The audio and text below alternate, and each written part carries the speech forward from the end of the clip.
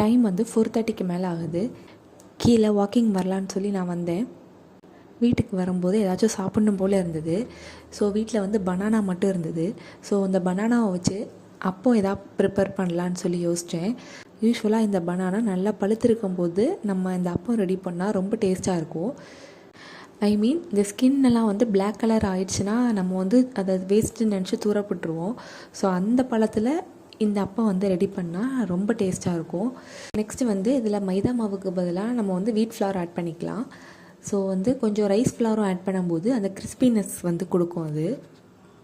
So இந்த அப்பம் வந்து எண்ணெயை விட நெய்யில் செஞ்சால் இன்னும் நல்லாயிருக்கும்.